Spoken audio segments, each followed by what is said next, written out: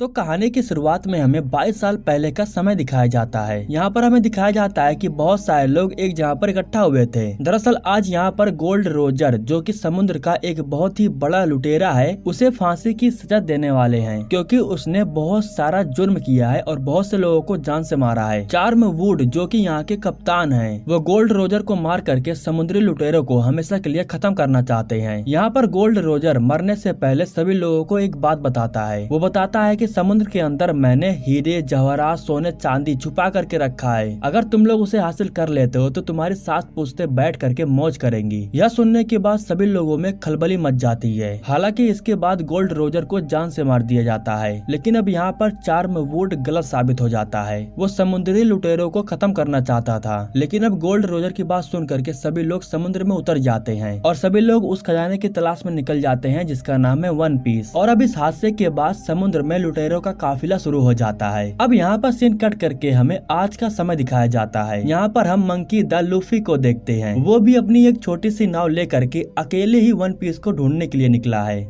तभी वो देखता है कि अचानक से उसके नाव के अंदर पानी भरना शुरू हो गया है। इसके बाद वो बचने के लिए अपने आप को एक छोटे से सामान में बंद कर लेता है। इसके बाद वो समुद्र में उस सामान के साथ तैरते हुए दो नाव के पास पहुंच जाता है। ये दोनों नाव लुटेरों की थी और इन दोनों के बीच फाइट हो रहा था। जो बड़ा वाला नाव था उसकी लीडर अलविदा थी। वो भी एक लुटेरी है और अपने साथियों के साथ वन पीस की तलाश में निकली है। लेकिन जब इन लोगों को खाने पीने की जरूरत पड़ती है तो ये लोग दूसरे नाव के ऊपर हमला करते हैं और उनके सामान को हड़प करके अपनी नाव पर ला करके रख लेते हैं। अब इसी प्रकार के लुफी भी इनके नाव पर आ जाता है और यहाँ पर अब उसकी मुलाकात एक कोबी नाम के लड़के से होती है। जब सभी लोग सो रहे थे तो लुफी उस सामान से बाहर आ जाता है। कोबी उससे कहता है कि तुम यहाँ से चले जाओ वरना अलविदा तुम्हें जान से मार देगी। यह कहने के बाद वो उसे यहाँ से बाहर की तरफ लेके जाने लगता है, लेकिन तभी लुफी की गलती की वजह से सभी लोग जग जाते हैं और फिर अलविदा लुफी को देख लेती है। तभी अलविदा के लोग लुफी को गन से शूट करते हैं, लेकिन गन की जो गोली थी वो लुफी के शरीर में नहीं घुसती है। जब अलविदा उसे मारती है तो वो अपने शरीर को फैला लेता है। दरअसल लुफी का शरीर एक रबर की तरह था। वो अपने बड़े से पंच से अलविदा को मारता है, जिसके बाद अलविदा इस नाव को छोड़ करके हमेशा के लिए चली जाती है। अब लुफी एक छोटे से नाव को लेने के बाद यहाँ से निकल जाता है,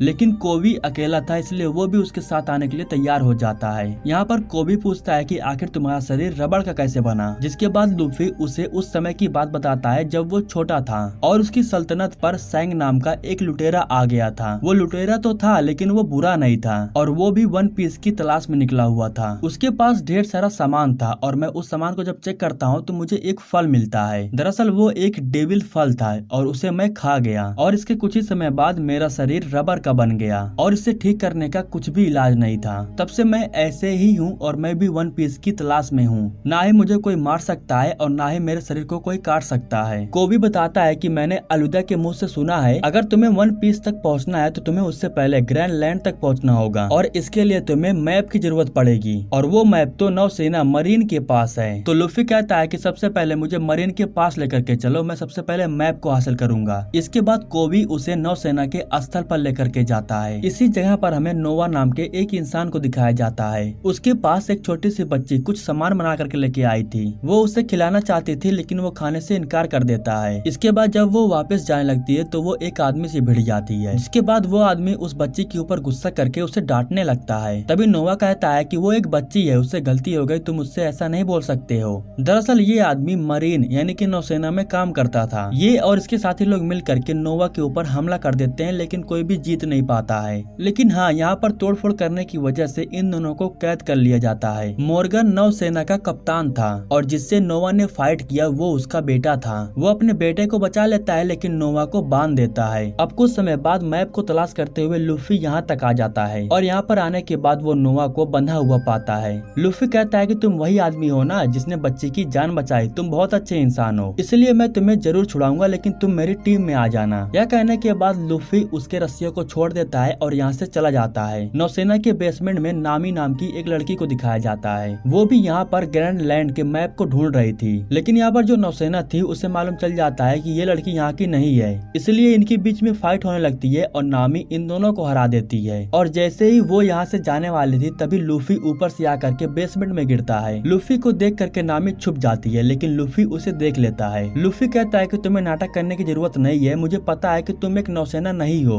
तुम भी मेरी तरह यहाँ पर कुछ लेने के लिए आई हो। इसके बाद लूफी खुद कहता है कि मैं मैप की तलाश कर रहा हूँ ताकि मैं वन पीस को ढूंढ सकूं। नामी कहती है कि सबसे पहले मैं उसे यहाँ पर ढूंढने के लिए आई थी, इसलिए वो मेरा है। तो लूफी कहता है कि कोई बात नहीं, तुम उसे ले लेना, बस मेरी टीम में शामिल हो जाना। ये दोनों बात करते हुए जा रहे थे, तभी इनके सामने मोर्गन आ जाता है। तभी नामी कहती है कि ये मुजरिम है, मैं इसे बंद करने के लिए लेके जा रही हूँ। यह सुनकर के मोर्गन इन्हें कुछ नहीं बोलता है और इन्हें जाने देता है। लेकिन इसी बीच नामी मोर्गन के पास से उसके दफ्तर की चाबी ले लेती है और इसके बाद ये लोग दफ्तर के पास जा करके उसे खोल करके अंदर चले जाते हैं और यहाँ पर ये लोग उस मैप को ढूंढने लगते हैं। यहाँ पर लूफी को एक सामान दिखाई देता है जिसे वो मजाक में नीचे खींच देता है और जैसे ही वो ये करता है तभी एक दरवाजा खुलने लगता है। नीचे इन्हें एक लॉकर दिखाई देता है और यहीं पर वो मैप रखा हुआ था, लेकिन इन दोनों के बारे में मोर्गन को मालूम चल जाता है, इसलिए वो इनके पास आ जाता है। इसके बाद लूफी उस तिजोरी को लेने के लिए उसे जोर से घींचता है, जिसकी वजह से तिजोरी उखड़ जाता है और ये लोग उसे लेकर के नीचे जाकर के गिरते हैं। लेकिन अब ये दोनों बहुत बुरे तरीके से फंस चुके थे क्योंकि नौसेना ने इन्हें चारों तरफ से घेर करके रखा था। ये लोग फाइट करके नौसेना को मारने लगते हैं। तभी यहाँ पर नोवा देखता है कि लूफी फंसा हुआ था, इसलिए वो लूफी के साथ शामिल होकर के नौसेना से फाइट करने लगता है। कुछ समय बाद मोर्गन यहाँ पर आ जाता है और वो खुद इन लोगों से फाइट करने लगता है। मोर्गन को हराना मुश्किल हो रहा था, इसलिए ये लोग साथ में मिल करके फाइट करने लगते हैं। साथ में मिल करके ये लोग मोर्गन को हरा करके उसे जख्मी कर देते हैं। इसके बाद नोवा इन लोगों के साथ में हो जाता है और तिजोरी को उठा करके ये लोग नाव पर पहुंच जाते हैं। यहाँ पर सभी लोग आ तो गए थे, लेकिन लूफी अभी भी अपने दोस्त कोबी का इंतजार कर रहा था। और कुछ समय बाद जब कोबी आता है तो वो लूफी के साथ जाने से इनकार कर देता है। वो कहता है कि मैं बचपन से नौसेना बनना चाहता था और लोगों की हेल्प करना चाहता हूँ। जिसके बाद लूफी उसे यहाँ पर छोड़ देता है और अपनी नाव के साथ यहाँ से निकल जाता है। बहुत समय से नामी उस लॉकर को खोलने की कोशिश कर रही थी और काफी कोशिशों के बाद वो उस लॉकर को खोल लेती है और इन्हें मैप मिल जाता है। अब इस मैप के जरिए ये लोग ग्रैंड लैंड तक पहुँच सकते थे। तभी अचानक से ये लोग बाहर की तरफ देखते हैं तो इनके ऊपर हमला हो चुका था। किसी ने इनके नाव के ऊपर ढेर सारा धुआं फैला दिया था, जिसकी वजह से ये लोग बेहोश होने लगते हैं। लेकिन लूफी बेहोश होने से पहले उस मैप को अपने शरीर के अंदर डाल लेता है। इन्हें लग रहा था कि इनके ऊपर नौसेना का हमला हुआ है, लेकिन इनके ऊपर नौसेना ने नहीं बल्कि एक लुटेरे ने हमला किया था जिसका नाम बग्गी है। वो इन सभी को कैद करता है और लेकर के एक जगह पर आता है। अब यहाँ पर बग्गी लूफी से कहता है कि मुझे वो मैप दे दो, मैं तुम लोगों को छोड़ दूंगा, मुझे और तुम लोगों से कुछ नहीं चाहिए। लेकिन अब लूफी इतनी आसानी से बग्गी को मैप नहीं देने वाला था। तभी नामी लूफी के कैप को ऊपर फेंक करके यहाँ से बाहर की तरफ भाग जाती है। वो बाहर जाकर के देखती है कि बग्गी ने यहाँ के लोगों के घर को तबाह कर डाला है और यहाँ पर जो लोग रहते थे उन्हें बंदी बना लिया है। इसके बाद हमें कोबी को दिखाया जाता है जो नौसेना में भर्ती हो गया था। यहाँ पर चाम आता है और मोर्गन से पूछता है कि आखिर वे लोग मैप को लेकर के कहाँ गए होंगे। मोर्गन कहता है कि हमें इसके बारे में नहीं पता है, लेकिन हमारी सेना जल्द ही पता कर लेगी। इतनी कड़ी सुरक्षा होने के बाद भी वे लोग मैप को लेकर के यहाँ से चले गए। इस बात से चाम को बहुत गुस्सा आता है। दूसरी तरफ हमें दिखाया जाता है कि नोवा और नामी को एक जगह पर कैद करके रखा गया था।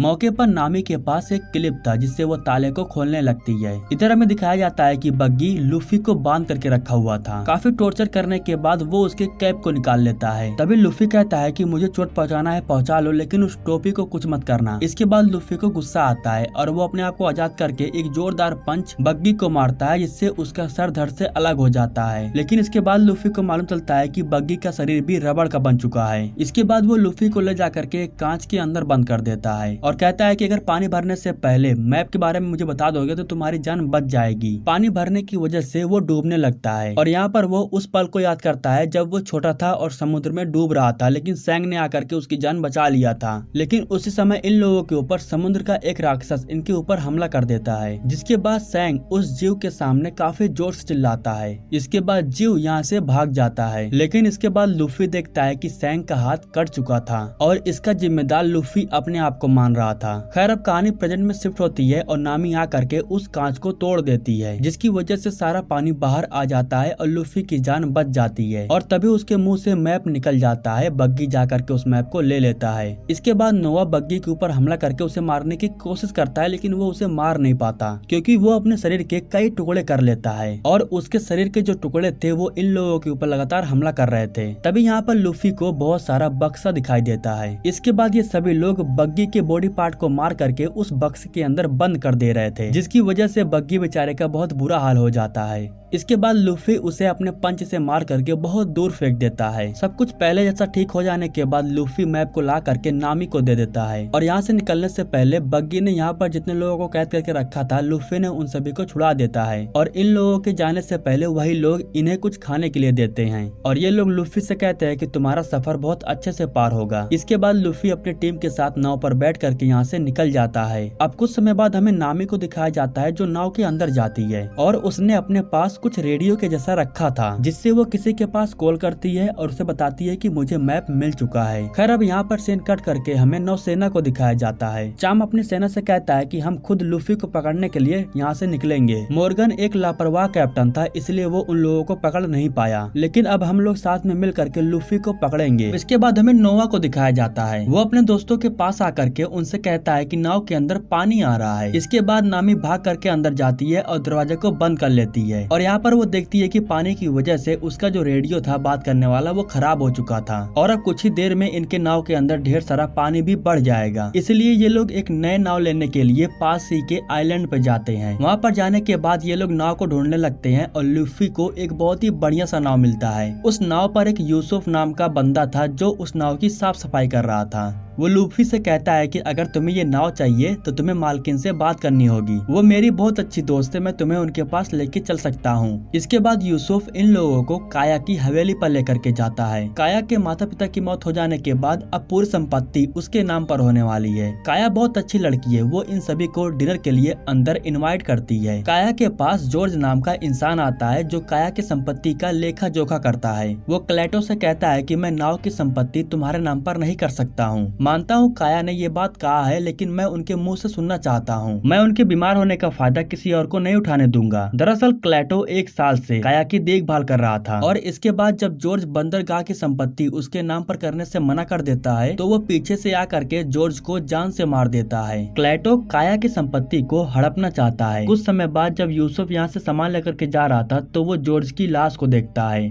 जिसे देख करके वो बहुत डर जाता है और तभी यहाँ पर नोवा भी आता है। क्लेटो इन सब से कहता है कि तुम्हें इन सब में पढ़ने की कोई जरूरत नहीं है। अब यहाँ पर नोवा कहता है कि मुझे पता है कि तुम कूरो हो, जो कि एक वांटेड लुटेरा है। तुम यहाँ पर काया की संपत्ति को हड़पने आए हो। इसके बाद नोवा उसे मारने के लिए उसके सामने आता है, लेकिन तभी यहाँ पर कूरो के दोस्त आकर के नोवा को मार देते हैं। अब यहाँ पर यूसुफ अकेला बचा हुआ था। वो जैसे तैसे करके यहाँ से भाग जाता है। वो भाग करके बाहर की तरफ जाता है, जहाँ वो बैठ करके बहुत उदास था और रो रहा था। लूफी का पीछा करते हुए नौसेना यहाँ तक आ चुकी थी। कोबी उससे पूछता है कि आखिर यहाँ पर हुआ क्या है। तब यूसुफ बताता है कि यहाँ पर एक लुटेरा है जो हमारी मालकिन को मारना चाहता है। इसके बाद वो नौसेना को लेकर के हवेली पर जाता है, जहाँ पर यूसुफ कहता है कि ये एक लुटेरा है, इसे पकड़ लो। लूफी और उसके दोस्त अंदर हैं, ये लोग उसे भी मार डाले होंगे। तभी कूरो कहता है कि लूफी ने ज्यादा पी लिया है, इसलिए वो बेहोश हो गया है और ये लड़का पागल है। माँ की मौत हो जाने के बाद ये कुछ भी बकते रहता है। इसके बाद यूसुफ यहाँ से भाग करके काया के पास जाता है और वो खिड़की के सहारे से काया के कमरे में आ जाता है। वो काया को सारी बात बताता है। वो कहता है कि क्लेटो तुम्हें जान से मारना चाहता है, लेकिन अब काया को इन सब बातों पर विश्वास नहीं हो रहा था, क्योंकि क्लेटो एक साल से उसकी अच्छे से देखभाल कर रहा था। यूसुफ कहता है कि कोई बात नहीं, मैं तुम्हारा दोस्त हूँ और यहाँ पर बैठ करके मैं तुम्हारी रखवाली करूंगा। रात के समय में जैसे ही घड़ी में 12 बजता है तो अब काया 18 साल की हो जाती है, यानी कि अब ये लोग काया को आराम से मार सकते हैं। यहाँ से कोई बाहर न जा सके, इसलिए ये लोग हाई सिक्योरिटी को ऑन कर देते हैं, जिसकी वजह से खिड़की दरवाजे पूरी तरीके से लॉक हो जाते हैं। यह देख करके नामी भागते हुए काया के पास आती है। अब कूरो और उसके दोस्त लोग काया को मारने के लिए उसके पीछे पड़े हुए थे।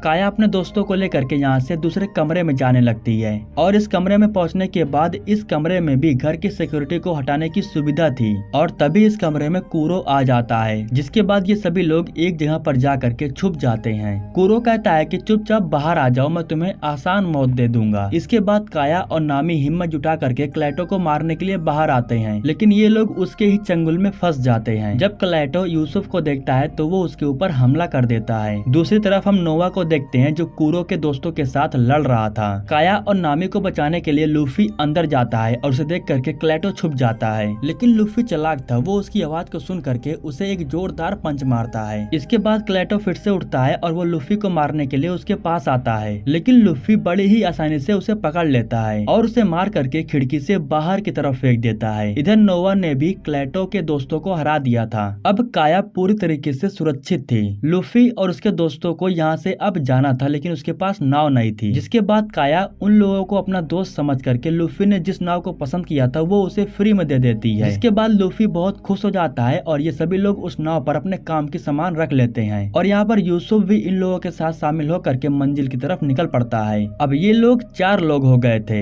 तभी अचानक से इनके नाव के ऊपर कोई हमला कर देता है और जिन लोगों ने इनके नाव के ऊपर हमला किया वो नौसेना थे। चाम को देखने के बाद लूफी कहता है कि ये तो मेरे दादाजी हैं। अब ये जान करके सभी लोग काफी ज्यादा हैरान हो जाते हैं। यहाँ पर लूफी अपने बचपन में हुई एक इंसिडेंट को सोचने लगता है। लूफी को एक लुटेरा बनना था, इसलिए वो अपने नाव को तैयार कर रहा था। लेकिन तभी उसके दादाजी आते हैं और उससे कहते हैं कि तुम ये क्या कर रहे हो, तुम्हें सिर्फ नौसेना में भर्ती होना है, इसके अलावा तुम्हें और कुछ नहीं करना है। यह कहने के बाद वो लूफी के नाव को तोड़ देते हैं। खैर तभी नौसेना इन लोगों के नाव के ऊपर हमला कर देती है। लूफी डरता नहीं है, बल्कि वो भी जवाबी हमला करने के लिए बोलता है। लेकिन यहाँ पर जितने भी लोग थे इन लोगों को तोप चलाने बिल्कुल भी नहीं आती थी। तभी चाम एक बम का गोला लेकर के लूफी की तरफ फेंकता है, जिसे देख करके लूफी अपने शरीर को फुला लेता है, जिससे वो गोला जा करके दोबारा चाम के नाव में लग जाती है और इसी की वजह से उसकी नाव टूट करके तबाह हो जाती है। अब इस हादसे को लेकर के चाम को बहुत गुस्सा तो आता है, लेकिन वो कुछ कर नहीं पाता।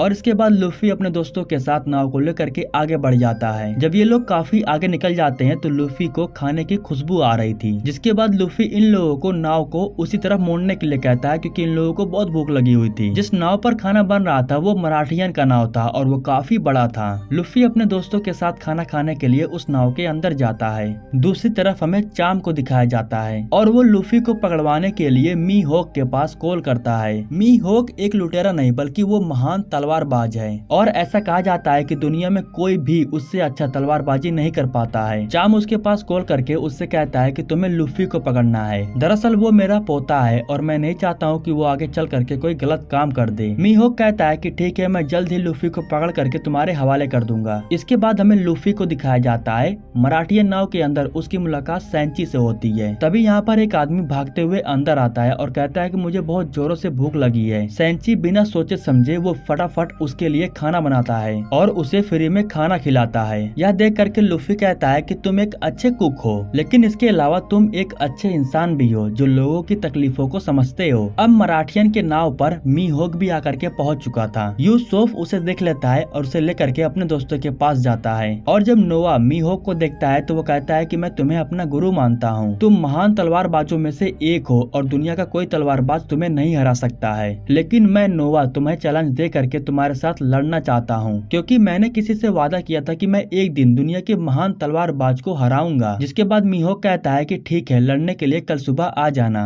नामी कहती है कि वो बहुत खतरनाक है, तुम उससे नहीं जीत पाओगे, इसलिए मैं तुम्हें मना कर रही हूँ कि तुम उससे मत लड़ो। लुफी कहता है कि ये नोवा का सपना है और मैं सपनों के लिए किसी को रोक नहीं सकता हूँ। अगले दिन सुबह होने के बाद मीहोक नोवा से लड़ने के लिए आता है। नोवा अपने तलवार को निकाल करके उसके ऊपर वार करने के लिए जाता है और यहाँ पर मीहोक उससे लड़ने के लिए एक छोटे से तलवार को निकालता है। इन दोनों के बीच में फाइट होने लगती है और मीहोक हर बार नोवा को हरा दे रहा था और आखिरी में वो नोवा के शरीर में चाकू को घुसा देता है। लेकिन इसके बाद भी नोवा हार नहीं मानता है, वो लड़ने के लिए अपने तीनों तलवार को निकालता है। लेकिन इसके बाद भी नोवा के साथ बहुत बुरा होता है। मीहोक उसके तलवार को अपने तलवार से तोड़ देता है। अब आखिरी में नोवा खुद से हार मान लेता है और अपने आप को मीहोक के सामने समर्पण कर देता है। यहाँ पर वो नोवा को जान से नहीं मारता है, बल्कि वो सिर्फ उसे घाव देता है। लेकिन घाव इतना ज्यादा गहरा था कि उसके बचने की कोई उम्मीद नहीं थी। कुछ ही समय बाद वो घायल हो जाता है। इसके बाद ये लोग उसे उठा करके नाव के अंदर लेकर के जाते हैं। खून बह रहा था, इसलिए उसकी हालत बहुत ज्यादा खराब हो रही थी। यहाँ पर कोई डॉक्टर नहीं था, इसलिए इन लोगों को समझ में नहीं आ रहा था आखिर ये लोग क्या करें। जिसके बाद लूफी भाग करके सैंची के पास जाता है। यहाँ पर उसके दादाजी को मालूम था कि इस घाव को कैसे ठीक करना है। वो अपने साथ दारू की बोतल और एक मछली को लेकर के आए थे। दवा बनाने के बाद वो उस घाव पर लगा देते हैं। यहाँ पर उसके दादाजी कहते हैं कि जब हम लुटेरे हुआ करते थे तो हम लोग यही तरकीब अपनाते थे। वो ठीक तो हो जाएगा, लेकिन उसे आराम की जरूरत है। इसके बाद हमें मीहोक मीहोक को दिखाया जाता है। चाम उसके पास आता है और पूछता है कि लूफी कहाँ पर है, जिसके बाद मीहोक कहता है कि इस बार मैंने उसे जाने दिया क्योंकि मैं देखना चाहता हूँ कि ग्रैंड लैंड में जाने के बाद उस नौजवान की क्या हालत होने वाली है। अब इस बात को सुन करके चाम बहुत गुस्सा हो जाता है। दरअसल चाम हर हाल में अपने पोते लूफी को बचाना चाहता है। इसके बाद हमें मराठियन के जहाज को दिखाया जाता है। यहाँ पर आरलोंग नाम का एक लुटेरा अपने साथियों के साथ खाना खाने के लिए आता है, लेकिन वो यहाँ पर लूफी से मिलने के लिए आया था क्योंकि उसे पता था कि वो मैप लूफी के पास है और वो उसी मैप को लेने के लिए आया था। दरअसल बग्गी का जो कान था वो शुरू से लेकर अंत तक लूफी के टोपी में छुपा हुआ था, इसीलिए लूफी की लोकेशन, उसकी सारी बातें बग्गी आराम से सुन पा रहा था और इसी वजह से वो आरलोंग को यहाँ पर लेके आ पाता है। अब यहाँ पर आरलोंग चिल्लाता है और तोड़ फोड़ करने लगता है। तभी सेंची के दादाजी यहाँ करके उसे ऐसा करने से मना करते हैं, लेकिन जो आरलोंग के लोग थे वो उसके दादाजी के ऊपर हमला कर देते हैं। यह देख करके सेंची को बहुत गुस्सा आता है और वो इन लोगों को आकर के मारने लगता है। और इधर आरलोंग लूफी को बहुत मारता है और उसे मारने के बाद नाव से बाहर लेकर के आता है। काफी ज्यादा मारने के बाद लूफी का बहुत बुरा हाल हो जाता है। तभी यहीं पर नामी आती है और वो आरलोंग से कहती है कि तुम्हें मैप चाहिए था ना, मैप मिल चुका है, अब हमें यहाँ से चलना होगा। अब यहाँ पर लूफी को मालूम चलता है कि नामी उसकी टीम में नहीं बल्कि वो आरलोंग की तरफ से थी और वो तो सिर्फ मैप को हासिल करना चाहती थी। इसके बाद आरलोंग लूफी को पानी में फेंक देता है और वो पानी में डूबता उससे पहले ही सेंची आ करके उसे पानी के ऊपर लेकर के आता है। इस तरीके से लूफी की जान तो बच जाती है, लेकिन उसे बहुत दुख हो रहा था। आरलोंग से फाइट करने की वजह से काफी ज्यादा तोड़ फोड़ हो गया था, इसलिए सेंची के दादाजी बहुत गुस्सा हो जाते हैं और कहते हैं कि तुम्हें बीच में आने की क्या जरूरत थी, मैं सब कुछ संभाल लेता, अब इन सामानों की भरपाई कौन करेगा। सेंची गुस्सा हो करके यहाँ से चला जाता है। इधर लूफी अपने दोस्त नोवा के पास आता है और उससे कहता है कि नामी ने हमें धोखा दिया, वो मैप को लेकर के जा चुकी है। तभी नोवा कहता है कि कोई बात नहीं, हम उसे वापस लेकर के आएंगे। अब यहाँ पर लूफी नोवा को सही सलामत देख करके बहुत खुश हो जाता है। नोवा कहता है कि मैं कसम खाता हूँ कि मैं हमेशा तुम्हारी टीम में रहूंगा और तुम्हें कभी धोखा नहीं दूंगा। लूफी कहता है कि सबसे पहले हमें चल करके नामी को बचाना होगा और मैप को लेकर के आना होगा। जब ये लोग नाव को लेकर के जा रहे थे तो सेंची भी इन लोगों के साथ शामिल हो जाता है और अब इनकी टीम में एक और सदस्य आ जाता है। सेंची अपने लाइफ में कुछ बड़ा करना चाहता था।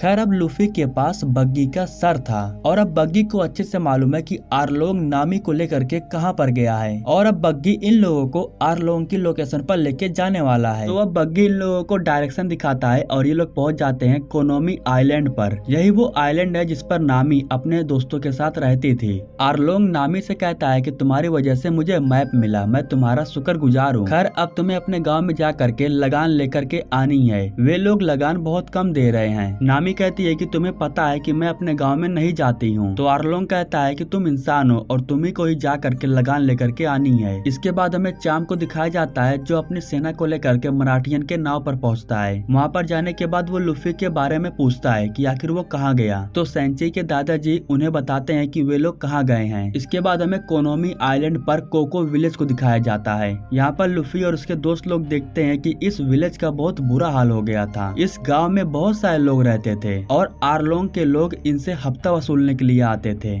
और आज नामी इन लोगों से हफ्ता वसूलने के लिए आई थी। और जैसे ही नामी को कैली नाम की लड़की देखती है तो कहती है कि तुम यहाँ पर क्या लेने के लिए आई हो। यह कहने के बाद वो नामी के ऊपर गुस्सा जताती है और यहाँ से चली जाती है। इसके बाद नामी इन लोगों से इकट्ठा किए हुए बैरीज को ले लेती है और कहती है कि ये बहुत कम है, अगली बार ज्यादा इकट्ठा करना। यहाँ पर नामी लूफी को देखती है और उससे पूछती है कि तुम लोग यहाँ पर क्या करने के लिए आए हो, यहाँ पर तुम लोगों के लिए कुछ भी नहीं है और यहाँ से तुम लोग चले जाओ, मैं तुम्हारी टीम की कोई हिस्सा नहीं थी, मुझे बस वो मैप चाहिए था आरलोंग के लिए। नामी के जाने के बाद लूफी के दोस्त कहते हैं कि कुछ तो गड़बड़ जरूर है। अब लूफी इस बात को गहराई से जानने के लिए गांव के एक आदमी के पास जाता है और उस आदमी से नीले बालों वाले के बारे में पूछता है। इसके बाद वो आदमी लूफी को उस लड़की का एड्रेस बता देता है, जिसके बाद लूफी कैली से मिलने के लिए उसके घर पर जाता है। कैली इन लोगों से पूछती है कि तुम लोग यहाँ पर क्या लेने के लिए आए हो। तो ये लोग कहते हैं कि हम तुम्हारी मदद करने के लिए आए हैं, हम तुम्हारे गाँव को आरलोंग आरलोंग से आजाद करवा सकते हैं, बस तुम हमारा साथ दो। इसके बाद कैली इन लोगों को अपने घर के अंदर बुलाती है और वो इन लोगों को बताती है कि आखिर इन लोगों के साथ क्या हुआ था। यहाँ पर कैली बताती है कि नामी मेरी बहन है और हम दोनों अपनी माँ के साथ रहते थे, लेकिन एक दिन आरलोंग के लोग हमारे गाँव के ऊपर हमला बोल दिए थे। हमारी माँ ने हम दोनों बहनों को छुपा दिया और खुद आरलोंग से लड़ने के लिए चली गई। आरलोंग किसी को मारने के लिए नहीं आया था, बस हफ्ता वसूलने के लिए आया था। वो 10,000 बैरिस की मांग करता है। मेरी माँ 10,000 बैरिस उसे दे तो देती है, लेकिन यहाँ से जाने से पहले उसे मालूम चल जाता है कि घर के अंदर और भी कोई लोग रहते हैं। इसके बाद वो मेरी माँ को चोट पहुँचा करके पूछने लगता है कि घर में और कौन कौन रहते हैं। यह देख करके नामी और मैं दोनों ही अपनी माँ के पास भाग करके आ जाते हैं। जब आरलोंग हम दोनों बहनों को देखता है तो वो कहता है कि तुम्हें इन दोनों लड़कियों के भी हफ्ते देने होंगे। मेरी माँ के पास जितने पैसे थे उसने दे दिए थे, जिसके बाद हमारी माँ ने हम दोनों बहनों के नाम पर हफ्ता दे करके अपनी जान दे दी। इसके बाद नामी चेंज हो गई और वो जा करके आरलोंग के साथ काम करने लगी। इसके बाद हमें नामी को दिखाया जाता है जो आरलोंग से कहती है कि तुम्हें मुझसे किया हुआ वादा याद है कि नहीं। तो आरलोंग कहता है कि मुझे अच्छे से याद है, जिस दिन तुम्हारे पास 10 करोड़ बैरिस हो जाएंगे उस दिन तुम्हारा वादा पूरा हो जाएगा। जिसके बाद नामी कहती है कि मैंने 10 करोड़ बैरिस तैयार कर लिए हैं, मैं तुम्हें 10 करोड़ ला करके दूंगी और तुम्हें मेरे वादे को पूरा करना होगा। इसके बाद नामी अपने 10 करोड़ लाने के लिए चली जाती है। यहाँ से जा करके वो अपनी माँ के कब्र के पास जाती है और उसे खोदने लगती है। दरअसल कब्र के पास उसने एक बॉक्स छुपा करके रखा था जिसमें ढेर सारे पैसे थे। तभी यहीं पर कैली आ जाती है और वो गुस्से से कहती है कि तुम हमारी माँ की कब्र को क्यों खोद रही हो। कैली बहुत गुस्से में थी। वो एक सामान ले करके नामी को मारने के लिए जाती है, लेकिन वो बॉक्स पर लग जाता है और उसके अंदर रखे सारे पैसे बाहर निकलने लगते हैं। कैली पूछती है कि तुम इतने सारे पैसों का करने क्या वाली थी और यहाँ पर तुम चुरा करके क्यों रख रही थी। अब यहाँ पर नामी कैली को बताती है कि उसने आरलोंग के साथ एक सौदा किया था कि वो आरलोंग को 10 करोड़ बैरिस देगी और इसके बदले में वो विलेज को आजाद कर देगा। और इसके बाद मैं अपने गांव को आजाद करने के लिए पैसे इकट्ठा करने लगी। मैंने बहुत सारी चोरियां की। अब ये लोग बात कर ही रहे थे, तभी यहाँ पर इस आइलैंड की जो नौसेना थी वो यहाँ पर आ जाती है और वो इन सारे पैसों को देख लेती है। वो कहते हैं कि तुम्हारे पास इतने सारे पैसे कहाँ से आ सकते हैं, अगर तुम मुझे सच सच बताओगे तो मैं तुम्हें ये पैसे दे सकता हूँ। लेकिन नामी के पास कोई जवाब नहीं था क्योंकि उसने ये सारे पैसे चोरी किए थे। इसके बाद नौसेना उसके सारे पैसे को लेकर के यहाँ से चली जाती है। इधर आरलोंग अपने लोगों से कहता है कि गांव के इंसानों ने हमें कभी भी इंसान का दर्जा नहीं दिया, वो हमेशा से हमें एक पानी के तुच्छ जीव ही समझ रहे थे, इसलिए अब हम गांव वालों को बताएंगे कि हम उनसे कई गुना बेहतर हैं। नामी बहुत उदास हो चुकी थी और उसे अब आरलोंग से नफरत हो गई थी। दरअसल नौसेना को कोई और नहीं बल्कि आरलोंग ने ही भेजा था, इसलिए वो अपने हाथों पर आरलोंग के बने चिन्ह पर चोट पहुंचाने लगती है। तभी यहीं पर लूफी आ जाता है और उसे ऐसे करने से रोक लेता है। पहले तो वो लूफी से कहती है कि मैंने तुमसे कहा था कि तुम यहाँ से चले जाओ, लेकिन बाद में वो रोने लगती है और कहती है कि मुझे तुम्हारी मदद की जरूरत है। और जब लूफी उसके मुंह से ये बात सुनता है तो वो उसके साथ हो जाता है और कहता है कि अब आरलोंग को मुझसे कोई नहीं बचा सकता है, अब वो मुझसे मरेगा। तभी ये लोग देखते हैं कि आरलोंग ने अपने लोगों के साथ गाँव के ऊपर हमला कर दिया है और जब ये लोग आकर के गाँव को देखते हैं तो गाँव पूरी तरीके से जल चुका था। गाँव के सभी लोग लूफी और नामी के साथ होकर के आरलोंग के खिलाफ लड़ने के लिए तैयार हो गए थे और ये सभी लोग साथ में मिल करके आरलोंग के अड्डे पर जा करके हल्ला बोल देते हैं। आरलोंग को मारने के लिए लूफी अंदर चला जाता है। आरलोंग कहता है कि इंसान हमेशा से हमें तुच्छ प्रजाति मानते थे, इसलिए मैंने उन्हें मिटाने की सोचा। बाहर की तरफ हम देखते हैं कि आरलोंग का खास सिपाही नोआ और सेंची के साथ फाइट कर रहा था। वो नोआ से फाइट करके उसे हरा देता है, लेकिन इसके बाद सेंची अपने कराटे से उसके ऊपर हमला करता है और वो उसे हरा देता है।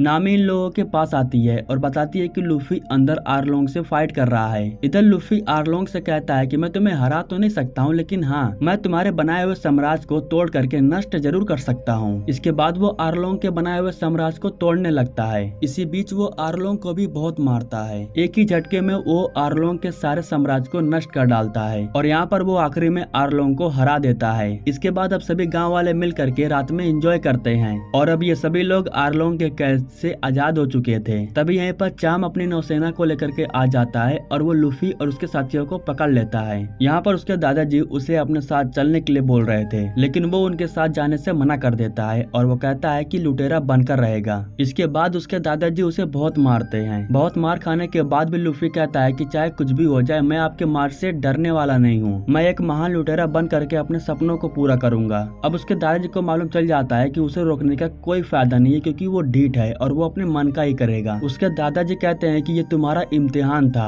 अब तुम्हें जो ठीक लगे वो करो, मैं तुम्हें नहीं रोकूंगा। यह कहने के बाद उसके दादाजी उसके साथियों के साथ छोड़ करके यहाँ से चले जाते हैं। अगले दिन कोबी यहाँ से जाने से पहले लूफी के पास आकर के उसे बताता है कि अब तुम एक बहुत बड़े लुटेरे हो गए हो और तुम्हारे ऊपर 3 करोड़ का इनाम घोषित हो चुका है। यह देख करके लूफी बहुत खुश हो जाता है, क्योंकि वो यही तो चाहता था। वो एक महान लुटेरा बनना चाहता था और अब उसके नाम के चर्चे अखबार में चारों तरफ हो रहे थे। इसके बाद हमें मीहो को दिखाया जाता है, जो लुटेरों की एक टोली सैंग के पास आता है। वो सैंग से कहता है कि मैं तुम्हारे लिए एक खबर लाया हूँ। तुम बार बार एक लड़के की बात करते थे, उस लड़के की मुलाकात मुझसे हुई थी। वो अब एक वांटेड लुटेरा घोषित हो चुका है। यह देख करके सैंग और उसके साथी बहुत खुश हो जाते हैं, क्योंकि लूफी वो करके दिखा रहा था जो उसने सैंग से कहा था। अब लूफी अपने दोस्तों और जहाज को लेकर के ग्रैंड लैंड की तरफ निकल पड़ता है और यहाँ पर ये सभी लोग एक दूसरे से वादा करते हैं कि ये लोग अब एक दूसरे का साथ कभी नहीं छोड़ेंगे और साथ में मिल करके वन पीस को ढूंढेंगे। अब यहाँ से इनके टोले के ऊपर और भी मुसीबतें आने वाली थी, क्योंकि ये सभी लोग वांटेड घोषित हो चुके थे और अब इनके पीछे सभी लोग पड़ने वाले थे। खैर, अब इसी के साथ इस सीरीज की पूरी कहानी यहाँ पर खत्म हो जाती है।